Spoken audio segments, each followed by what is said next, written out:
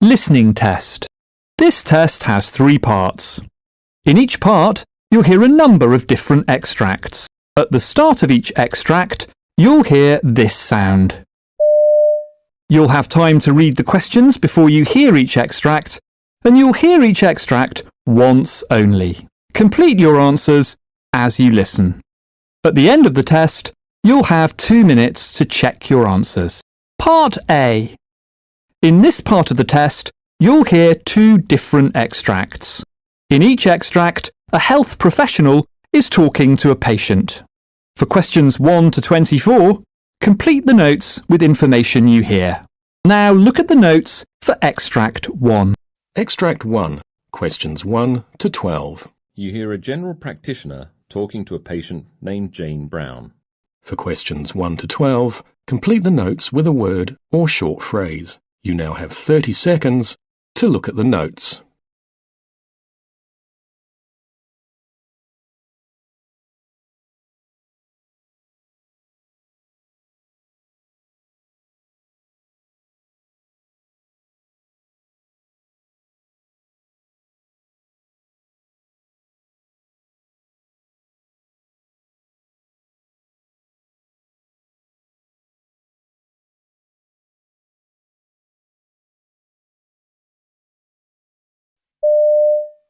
Welcome, Miss Brown. May I call you Jane? Yes, of course. I understand you've just registered as a new patient with this practice. Yes, I've just recently moved to the area and my old doctor's a little too far to travel. No problem, and you've come here today because of some discomfort in your left arm, is that correct? Yes, that's right. Well, it's actually a pain along the bone on the outside edge of my forearm. It's kind of more numb than anything and sort of spreads to my little finger. It started about 2 weeks ago, I think, and comes and goes, but there's definitely something wrong there. It's getting quite painful, especially at night. It's even caused me to wake up a few times. And sometimes if I stretch out my arm suddenly or if I bend it with any force, the pain, it's hard to describe, kind of like a guitar string being wound really tight. Okay, and have you tried anything for it? Well, I asked a few friends and they said it's probably a pinched nerve and to try just resting it on a pillow. So I did, but that didn't make a difference. So I looked it up online and it was recommended to put some ice on it and also a heat pack, alternating a warm compress with ice, kind of swap from one to the other and also see which one worked the best. It also said I can take anti-inflammatories, which I did for about a week, and it made very little difference. It also said I should do some gentle stretching exercises, but at the time they hurt to do, so I didn't really follow through with them. Right, and you're 22. Are you working or studying? I'm still at university. I'm doing a Bachelor of Science. It's my final year, so it's pretty hectic. I spend most of my days sitting at a computer. Okay, can you tell me more about that? How long you'd spend at the computer, I mean? Well, I sit there anywhere up to 10 hours or even more some days. It's pretty uncomfortable at home.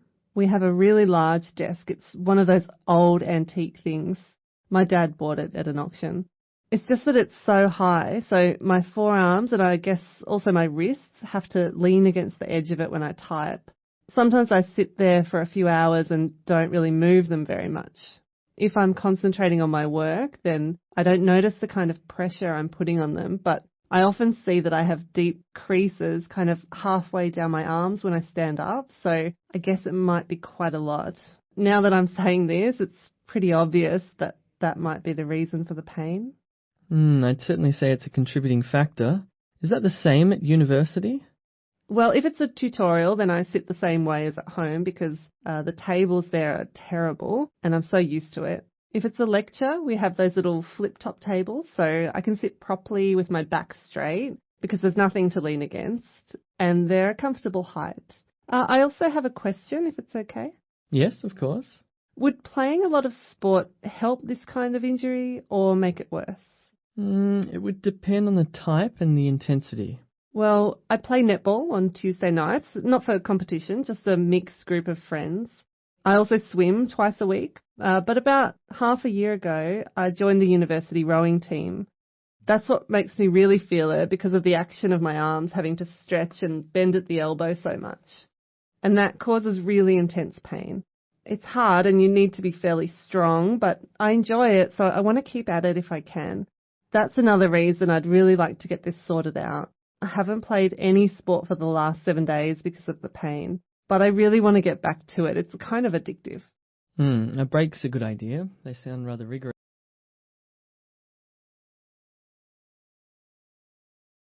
Extract 2, questions 13 to 24. You hear an otolaryngologist talking to a patient named Terry Butler. For questions 13 to 24, complete the notes with a word or short phrase. You now have 30 seconds to look at the notes.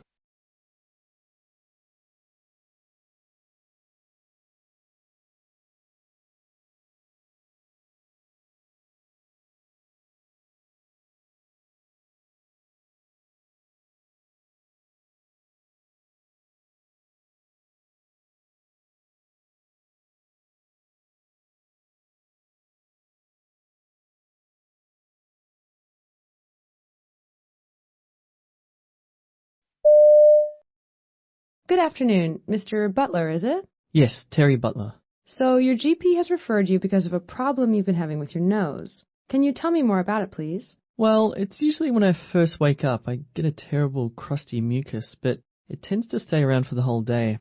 It's been irritating me for a couple of months, actually. I initially thought it had just resolved by itself, but it hasn't. The thing is, and I know it's a bit disgusting, but sometimes when I try to get it out, I've had a little bit of bleeding. It's not a lot by any means, but enough to notice. Right, okay. I've also noticed, for example, when my wife puts on perfume, it's my sense of smell. I can't seem to detect it as strongly these days, so I'm a little concerned over that. I mean, I can still breathe, of course, but it's worrying. I actually thought I was allergic to something because we'd recently adopted 2 cats, or maybe it was, I don't know, dust mites or the season, because I suddenly started sneezing. Not all day, but still quite often, regular sneezing. But that's not the case, apparently. I know this condition isn't dire, but it does affect my life. The blocked up feeling can really hurt sometimes. I'm sorry to hear it's caused you so much worry. Well, I'm also concerned about my job. I'm a hire car driver, and it's mostly for high-end clients, so it involves a certain degree of professionalism. The last thing I need is to be seen constantly playing with or twitching my nose, or worse still, sneeze and cause an accident. So you don't believe it's allergies related? Well, not as far as I know. I've been to my GP, as you know, and tried to rule things out. First I had a skin prick test, and that didn't show anything, so I went away thinking it'd clear up. But then after a few weeks it was still annoying me, so I had a blood test, but that apparently came back clear. But I keep thinking maybe it's something less common, and that's why nothing's shown up. My GP asked if I'd been ill because he thought perhaps it was caused by a viral infection, but I hadn't been. He also asked if I was taking any medications that he wasn't aware of, like beta blockers or antidepressants, which I wasn't. In fact, the only thing I'd started using around that time was a nasal decongestant spray that I'd bought from the chemist, which he then advised me to stop. He thought maybe I'd been using it too much, so I did, of course, but doing so didn't seem to make a difference. I see. And he suggested I try a few to see if they make a difference, so I got a humidifier. That apparently helps with the dry air and therefore to loosen the mucus, which was okay, but didn't make too great of an impact. He told me how to make up a salt water solution. It's much cheaper than buying it from the chemist. I still use it now, and that helps a little too, but just not for long periods of time, so I have to keep it up a few times throughout the day. Before going to bed, he said I should take an antihistamine, but again, it just doesn't seem to last too long, and before I know it, I'm feeling the same as before taking it. And how's your health generally?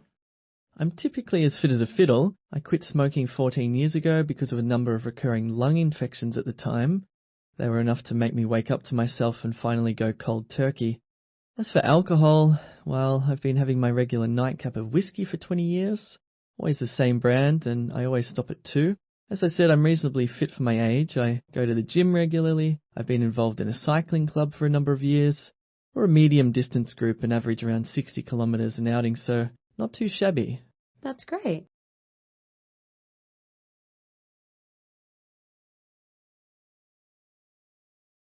Part B. In this part of the test, you'll hear 6 different extracts. In each extract, you'll hear people talking in a different healthcare setting. For questions 25 to 30, choose the answer A, B, or C, which fits best according to what you hear. You'll have time to read each question before you listen. Complete your answers as you listen. Now look at question 25. You hear a veterinarian and the owner of a cat discussing how to give insulin to her pet. Now read the question.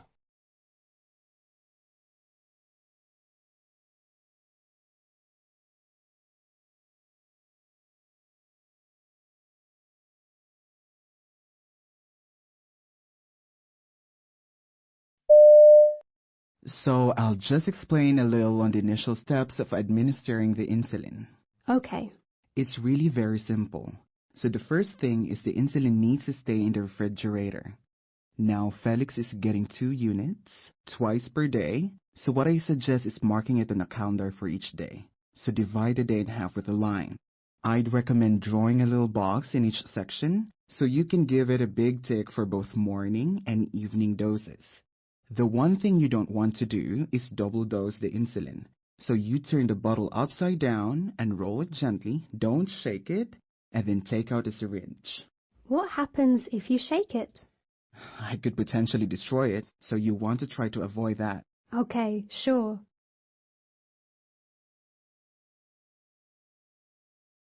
Question 26. You hear a nurse briefing a colleague at the end of her shift. Now read the question.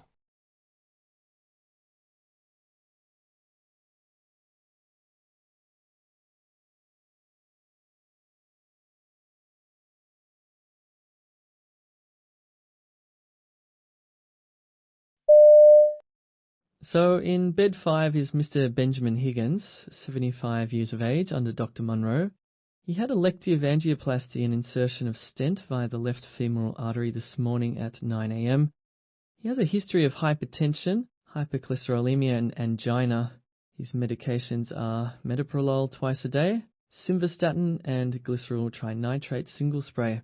He has no known allergies. With regards to the operation, there were no complications and he returned to the ward today at 11:30 a.m. Did he have any pain at all? He did, just 3 out of 10, mild discomfort. I tried to call Dr. Munro, but he was in theatre. But his secretary said she'll pass it on. He has to remain supine until 5 p.m. today, and his wife will have to be informed of his progress. When I received him, he was alert and orientated, and his vitals were within normal range. ECG is normal sinus rhythm, and that was at 11:45. Question 27. You hear a trainee doctor telling her supervisor about an uncomfortable situation she recently encountered with an end-of-life patient. Now read the question.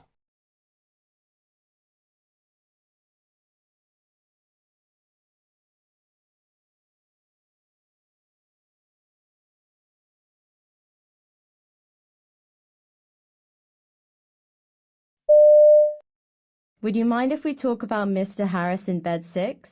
Sure. Is there a problem? No, nothing like that. The ICU nurse asked me to talk with the patient's family about his situation. I mean, basically explain to them that there's nothing else we can really do for him, and that he likely won't survive. How did it go? Horribly. They were asking what they should do next, what steps to take. I could barely keep myself together. It was just so hard to talk with them just staring at me like that, with such blank expressions. It was the hardest thing I've ever encountered. I honestly don't think I'm cut out for situations like that. I assure you, it's perfectly normal in such a predicament.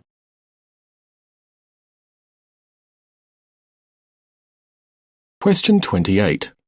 You hear an anaesthetist talking with a patient prior to her surgery. Now read the question.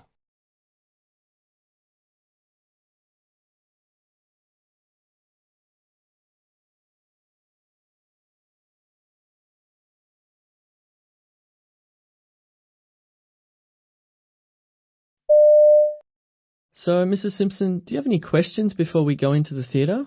I'm sorry. I think I'm just a little nervous. Everything you told me earlier has gone in one ear and out the other. I see. It's perfectly normal to be anxious before major surgery. Well, if I'm going to be under for such a long time, it just worries me that anything could happen. I know there are dangers involved with it, and I think I'm prepared for that, but how will it leave me feeling? I'm really not looking forward to it. It's going to be a lot of rehab and really training myself to walk again. I'm just not sure if I'm up to the challenge. How can I possibly go through all of that when I'm in such agony? It just doesn't seem possible. It's such a long process.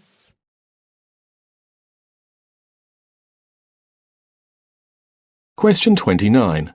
You hear a paramedic briefing a doctor on a recent emergency admission. Now read the question.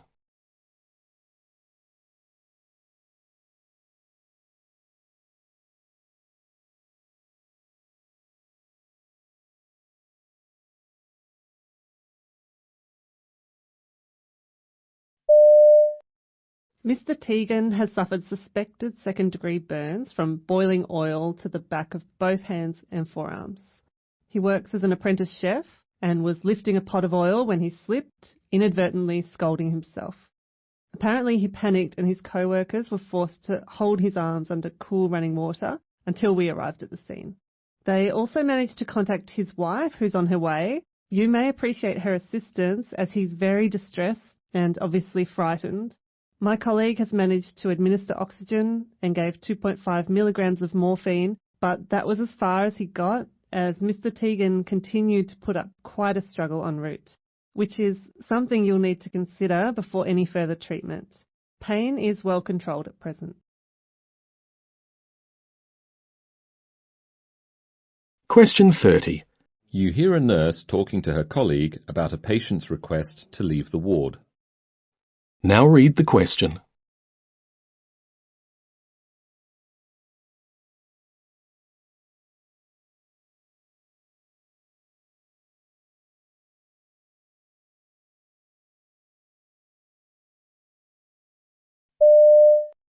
Mr. Jenkins really shouldn't be going anywhere at the moment. Well, it's only to the coffee shop downstairs, and he's mobile, so... He can certainly do minor things like showering and getting back and forth to the toilet by himself, but that doesn't necessarily mean he's up to leaving the ward. He's going a little stir-crazy, and he's been on the ward now for weeks. He needs to feel like a normal person again. Of course he does, but we can't jeopardize his safety. I realize he believes he can, but I really think it's beyond his capability right now. I'm happy to go with him if it'll ease your mind. I'd really prefer if he just holds off until he gets the tick of approval. We don't want him undoing all the effort for a cup of coffee. Part C. In this part of the test, you'll hear two different extracts. In each extract, you'll hear health professionals talking about aspects of their work. For questions 31 to 42, choose the answer A, B, or C, which fits best according to what you hear. Complete your answers as you listen. Now look at Extract 1. Extract 1, questions 31 to 36. You hear a clinical dietitian called Rebecca Hudson giving a presentation to a group of healthcare providers. You now have 90 seconds to read questions 31 to 36.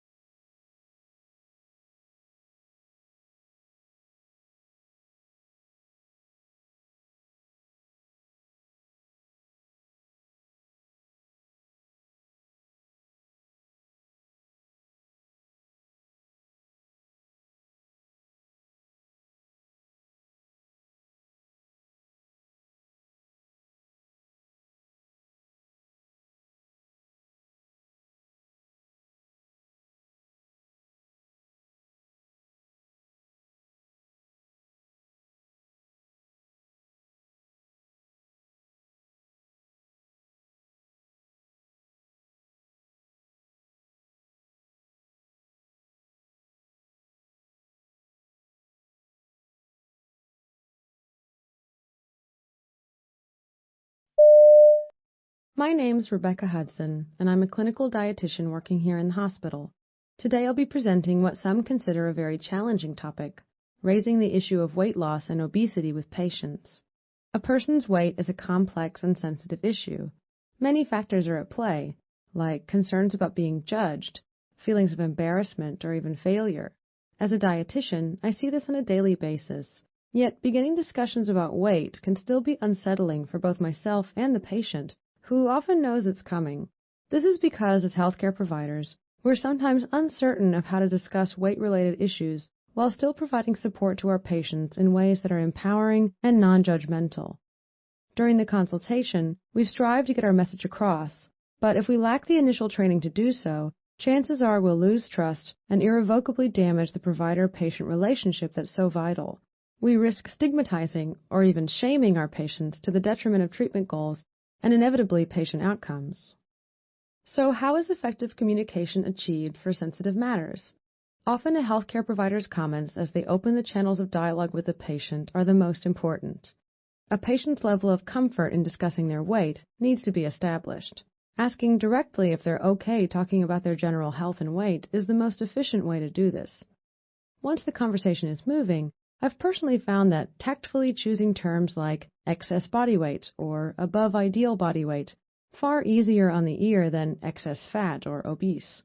This practice is very important in establishing trust. One method I've found very useful during this time is not referring to them as the condition. It's common these days to hear that a patient has diabetes rather than is diabetic. This crosses over to has obesity rather than is obese. The next step in maintaining dialogue with the patient is by way of open-ended questions and ensuring we articulate them the way they're intended. This is achieved by first eradicating all implicit assumptions and bias about obesity to ensure that we don't give patients a feeling of being judged. Let me give you an example. The basic questions used by dietitians are based upon 3 of the main factors that influence a person's weight: their eating, drinking, and exercise patterns, as well as their previous attempts at weight loss. If I say, I think you need to lose weight, this is my opinion, a judgment. Now consider an alternative like, are you interested in losing some weight? This suggests that you're likely sympathetic to any past attempts, that you're willing to provide them with support across the board, and it allows the patient to begin the conversation without feeling judged or criticized. There are of course occasions when consultations don't go as planned, even after your support has been well established. I'm a strong believer, as are many of my colleagues, in relating a patient's weight to their current medical condition, whether it's diabetes, heart disease, osteoarthritis of the knee, or disease of the eye. Regardless of the condition, the general health of the patient is paramount. This is a technique that, when employed with tact, will prove a very persuasive one, as often obesity is considered a separate issue. So, when it's seen as a contributing factor, and therefore one that, if brought under control, may reduce symptoms such as chronic pain, the effort needed to make the change soon appears less significant. Education and ongoing support for the patient will reinforce a healthcare provider's advice and recommendations. This can be as simple as providing patient fact sheets and brochures about their current condition, as well as the benefits of weight management. My personal recommendation is to carefully select 2 or 3 measurable, achievable goals and discuss the steps necessary to reach them. This is also a valuable time for the healthcare provider to evaluate the patient's readiness to make the necessary lifestyle changes to lose weight, as well as the extent of familial support, the latter often being a key element of success. All that I've mentioned here today are examples of what dietitians refer to as motivational interviewing. This is an open-ended way of interacting, built around helping patients go from being disinterested in or against a behavior change to taking steps toward being willing to make some changes. It is an open-ended approach to trying to learn where the patient is coming from and what they want, and helping them lead the way towards positive behavioral changes. It starts with trying to get the patient to open up about their feelings, rather than assuming we know who they are, and then together coming up with a set of initial steps they can take. We need to engage the patient, and then the patient activates the behavior change.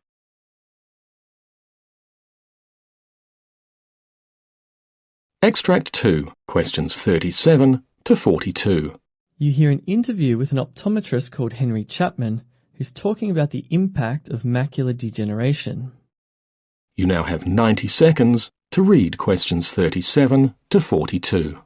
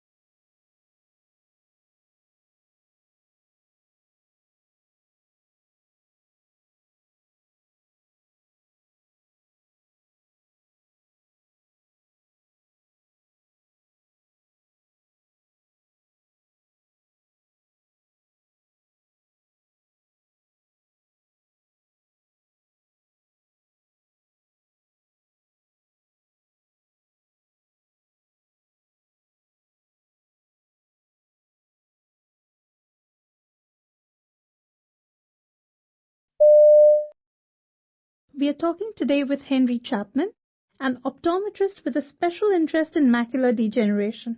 Mr. Chapman, firstly, what is macular degeneration and how did your particular interest in this disease come about? Macular degeneration is actually the name given to a group of chronic degenerative retinal eye diseases that cause a distortion or progressive loss of a person's central vision, but leaves the peripheral or side vision intact. Say, if someone with macular degeneration was facing me now, they'd see my arms and legs, the area around me, but my face would likely be obscured by a dark or empty space. They experience a dreadful sense of being disconnected or cut off from everyday life. As an optometrist for 30 years, I've had my share of cases, and every new patient is like a spark because the impact of each accumulates over time to a kind of, almost what you'd call a fixation, I guess. Even after all these years, however, I was still shocked to hear my sister had recently been diagnosed with macular degeneration, and because of that, I've now also seen firsthand what this terrible disease does to the entire family. What's the most challenging part for those living with macular degeneration? Take a recent patient of mine called Robert. He was 55 when he first noticed the symptoms: blurred vision, distortion of straight lines. The effect on his life was profound, and that's the tragedy of this disease. He was working as a driving instructor, then suddenly had to resign, but still with the financial burdens of daily life. His passion for carpentry or even basic reading fell by the wayside. Worst of all for Robert was no longer being able to see his grandchildren's faces clearly, which was obviously very upsetting. Unfortunately, he also experienced depression for a time. This may not happen to everyone, but it's certainly more common than people realize. What can be done for patients such as Robert? This is a disease that's typically related to aging, which is the commonest risk factor, but it's certainly not a normal or inevitable consequence of getting old. So although older people are generally more accepting of the extra baggage that comes with aging, it's still difficult for many to accept and discuss the changes associated with macular degeneration. There's a tragedy attached to any disease or illness, but vision loss also carries some major disruptions to a person's lifestyle, as well as mental hurdles, like few other diseases do. I feel that's something that can at times be neglected. There are support groups, but I'm talking on an optometrist level. My job is to help diagnose and treat a patient. But what of their additional struggles? That's where I'd like to place myself a little better, and allow patients like Robert the freedom and availability to open up. And do patients ever volunteer to express their fears or frustrations to you directly? They do, but in the beginning what I see is their brave face. They often say, "There's always someone worse off." And that's an admirable trait, but reality soon rears its ugly head. Because macular degeneration doesn't result in total blindness, sufferers are left with partial vision, and I suspect that many patients may genuinely interpret this as being somehow less significant than total blindness, like they don't have the right to speak out. The reality is, of course, that sufferers of macular degeneration have many of the same fears and impediments as those who've completely lost their sight, and yet they're worried about voicing this. So it's imperative that we not only actively listen, but also encourage and support them to openly share their stories. Can you give us an example of how you've changed the way you treat your own patients? Sure. I have a patient called Jennifer. She's 62 and has late-stage neovascular or wet macular degeneration. This is caused by the formation of very fragile blood vessels which leak fluid and blood within and under the retina. It also leads to a rapid loss of central vision as opposed to the dry kind, which is a far slower decline. Therefore, it came as a great shock for Jennifer, in turn making her a perfect prototype, if you will, in trying something new. I allocated just an additional 10 minutes to each of her appointments and explained it was for an open discussion. This extra time gave me the opportunity to delve a little deeper into how she was coping with the rapid changes she was experiencing and gave her more freedom to discuss her concerns. The positive change in communication was extraordinary, so I adopted this for all my patients thereafter. So what, if anything, can be done to help prevent macular degeneration? Research is ongoing and advancements in treatment are being made daily, and this needs to continue. But you can't leave it up to researchers. I believe in what the individual can do. This means that any difficulty with vision should never be dismissed as part of aging. In its early stages, macular degeneration may not result in noticeable visual symptoms, but it can be detected with an eye test. If people want to save their sight, I can't stress enough how crucial the early detection of any form of macular degeneration is. The sooner that this disease is detected, the earlier that steps can be taken to help slow its progression and save sight through treatment and necessary lifestyle modification.